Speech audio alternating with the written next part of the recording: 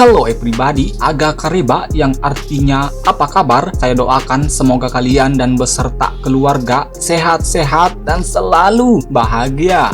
Seorang bocil menjadikan laba-laba sebagai peliharaan, namun semua berubah menjadi teror yang mencekam ketika laba-laba tersebut berubah menjadi monster mengerikan. Tanpa berlama-lama brother, inilah dia.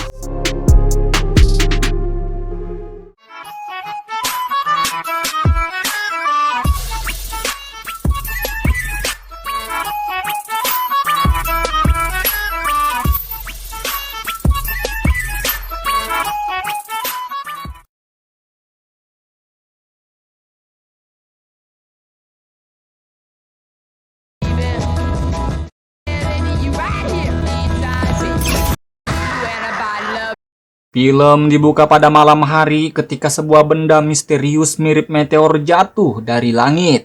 Fokus kemudian pindah kepada seorang bocil perempuan yang bernama Charlotte. Di saat bocah yang lain pergi mengaji, bocah ini malah pergi nyolong boneka.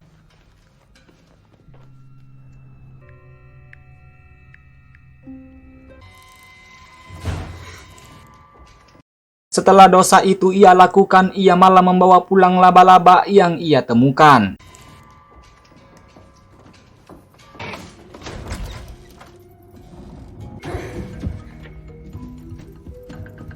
Seorang nenek-nenek ngomel-ngomel karena Charlotte ternyata sudah 100 kali mencuri boneka di kontrakannya. Ayahnya Charlotte yang bernama Ethan memarahi Charlotte dan mengatakan, "Kan sudah bapak bilang jangan mencuri boneka nenek itu lagi. Ngeyel sih."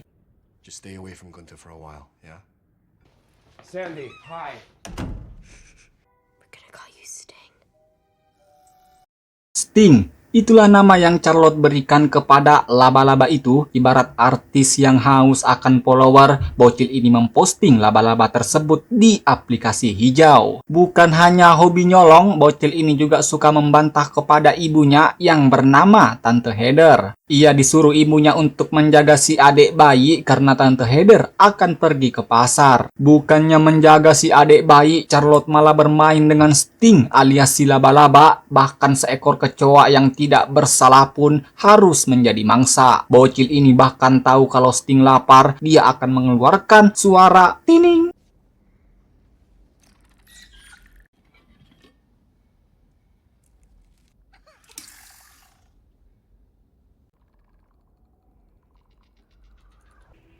Hey, Mom.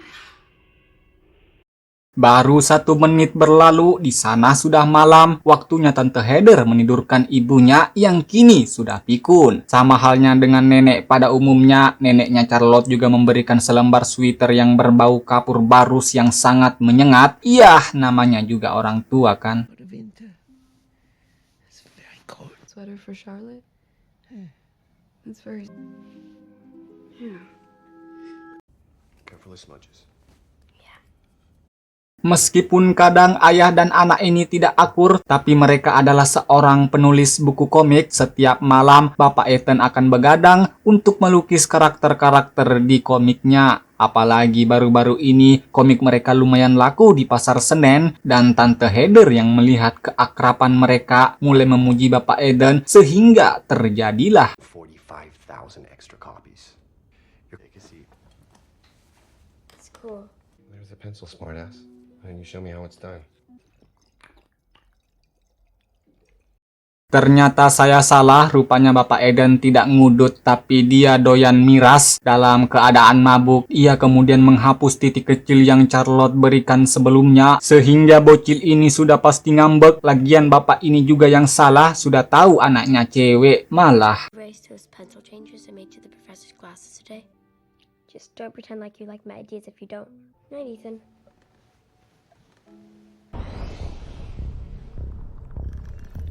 Saat lagi enak-enak ngorok, Charlotte tak sadar bahwa laba-laba itu keluar dan entah pergi kemana. Ternyata si laba-laba sedang lapar dan ketika melihat burung beo milik si nenek,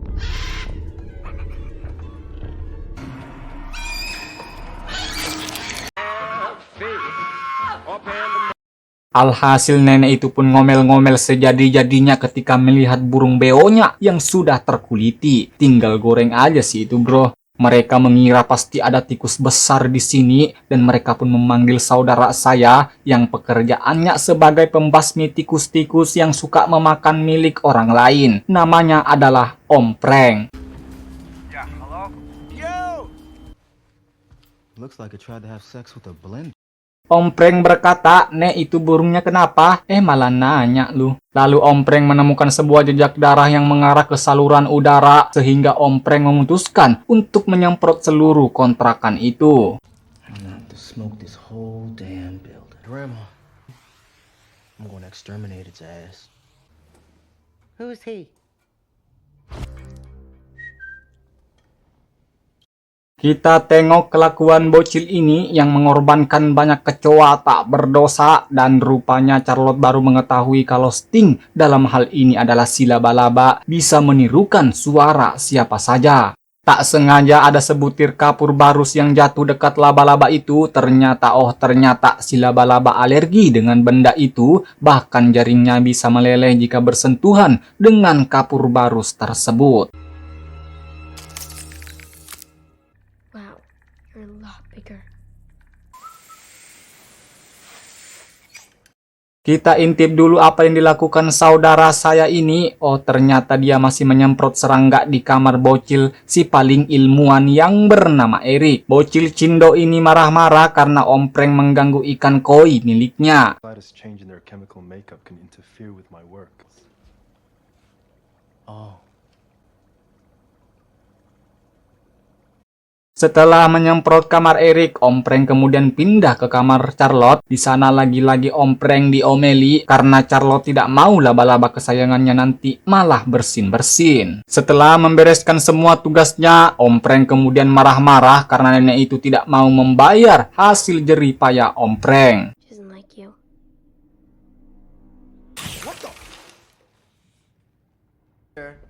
You're cheap. You mean it cheap. You should be doing this.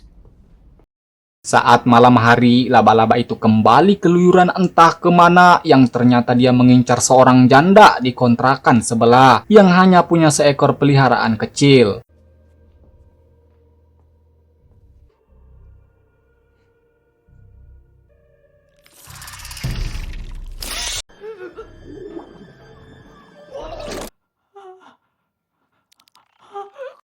Alhasil tante janda yang malang itu pun harus meregang nyawa saat mengenang foto keluarganya. Berhubung karena ukuran si laba-laba sudah semakin besar, sehingga Charlotte meminta agar Eric menjual akuarium miliknya. Awalnya Eric menolak karena merasa laba-laba kok saja pakai akuarium, tapi setelah Eric melihat laba-laba itu, bocah itu langsung terkesan. Mainan baru lagi nih, kata Eric. Could a spider grow twice as big? She likes the dark. But spiders don't have vocal cords. This is not. You're back. Make sure Ethan doesn't see. Out of here. I can even get Charlotte's teeth Come on, fixed. Charlotte's teeth are fine. Di sisi lain, sebuah pertengkaran hebat terjadi karena Bapak Eden yang tidak membolehkan istrinya bekerja. Apa kata tetangga kalau istrinya bekerja tapi suaminya diam saja? Di tengah percekcokan itu, tiba-tiba terdengar suara aneh dari saluran udara.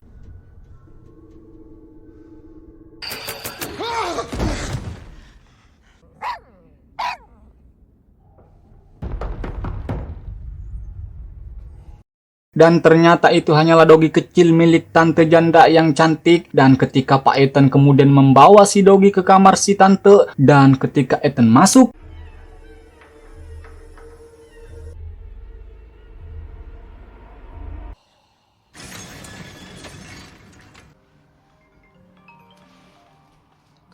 setelah diinterogasi oleh Pak Polisi, Ethan kemudian mendapat telepon dari Eric. Rupanya bocil ini bukan hanya si paling ilmuwan, tapi juga si paling ember. Ia membocorkan rahasianya dengan Charlotte. Pak Ethan yang terhormat, anak Anda telah memelihara hewan yang menurut saya hewan itu sangatlah berbahaya. Pak Ethan yang lagi sumpek mengatakan palingan itu cuma kecoa atau keong atau burung atau apalah lagi, hingga ia melihat si laba-laba yang ukurannya sudah sangat besar.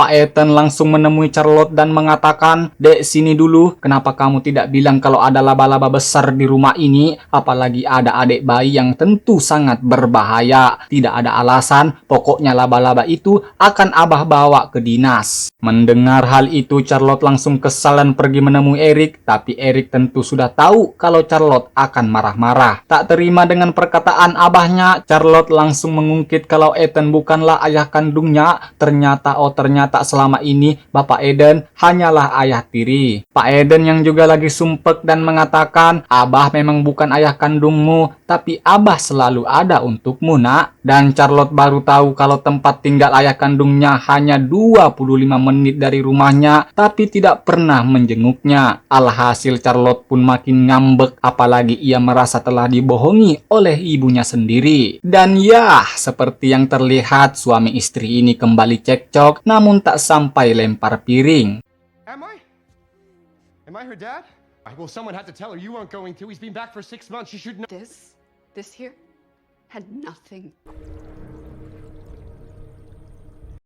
Di sisi lain, Eric yang terlalu terobsesi dengan laba-laba itu, bocah itu mengorbankan semua peliharaannya untuk jadi makanan si laba-laba, dan makin gede lagi dah itu si laba-laba. Hingga tanpa Eric sadari, bahkan laba-laba itu sanggup menghancurkan akuarium tersebut dan pergi keluyuran mencari mangsa. Dan kali ini, nenek inilah sepertinya yang akan menjadi mangsa, di mana ia mondar-mandir mencari kucingnya. Tiba-tiba si nenek mendengar meong dari saluran udara.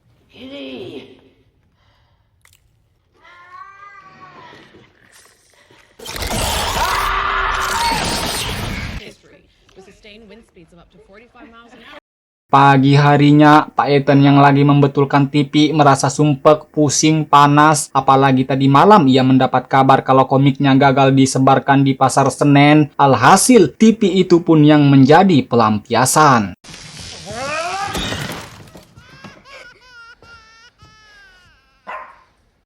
Dan Tante Heather yang melihat itu langsung menyuruh Charlotte, "Nak, tolong bawa adikmu ke kamar, ibu mau bicara sama Abah bentar." Dan lagi-lagi terjadi cekcok berkepanjangan. Saat percekcokan sedang berlangsung sengit, tiba-tiba laba-laba itu pun langsung menyerang mereka.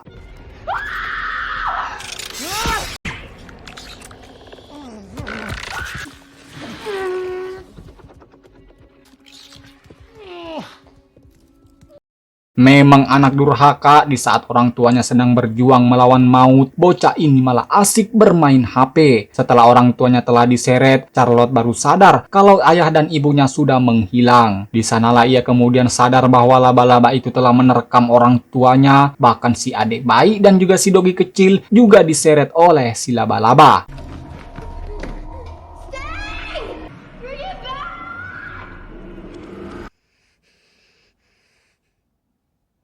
Tapi tenang saudara, karena tentu saja Charlotte tahu kelemahan dari monster laba-laba itu, yaitu dengan kapur barus. Dengan sigap, Charlotte segera membuat senjata dari cairan kapur barus itu. Pertama-tama Charlotte mengunjungi Eric untuk memastikan kalau laba-laba itulah yang menjadi pelakunya. Dan ya, Eric yang malang ternyata juga menjadi korban.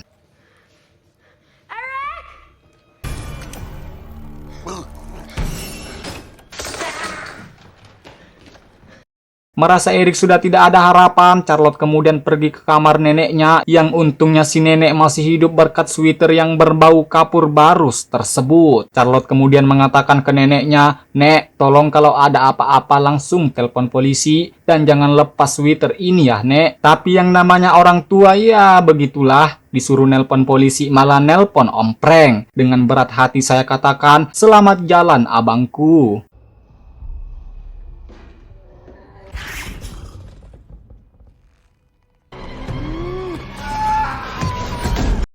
Setelah menjenguk neneknya, Charlotte langsung pergi mencari keberadaan keluarganya, dan tiba-tiba ia mendengar suara Bapak Eden yang ternyata masih hidup.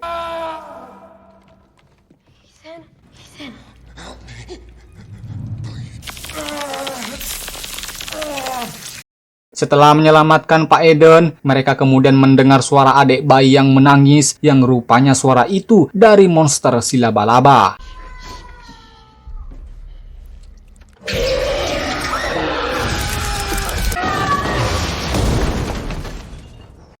Alhasil mereka pun terjatuh ke dalam saluran pembuangan sampah. Di sana Charlotte meminta maaf karena kalau seandainya waktu itu ia mendengar perkataan Pak Ethan, pasti ini semua tidak akan terjadi. Tapi apa boleh buat, yang namanya penyesalan tidak ada gunanya sekarang. Okay, now we have to deal with this together.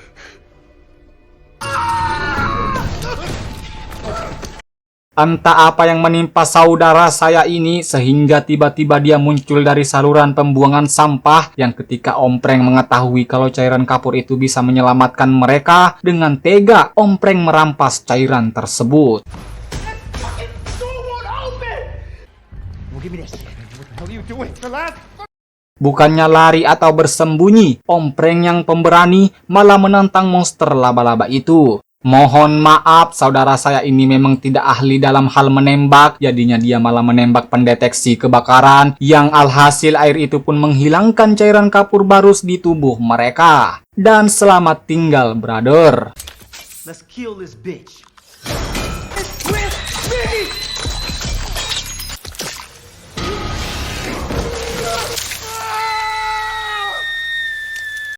Tanpa menyanyiakan waktu, mereka langsung bergegas bersembunyi di mesin pencetak sampah. Dan ternyata di sanalah mereka kemudian menemukan Tante Heather dan si adik bayi. Mom! Keep breathing!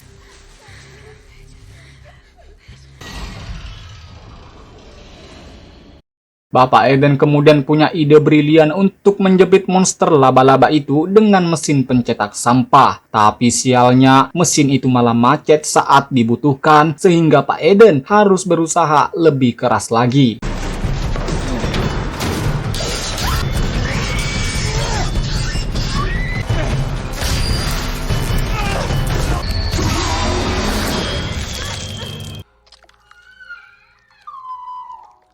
Dan beruntungnya mereka berhasil membunuh monster laba-laba tersebut, meskipun Pak Eden kini telah terkapar karena tersengat listrik.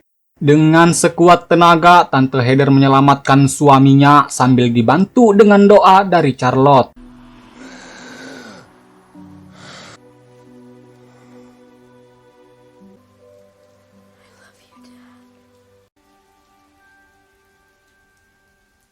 Dan adegan terakhir dari film ini yang memperlihatkan telur-telur si monster laba-laba yang menetas, yang artinya teror monster tersebut akan terus berlanjut.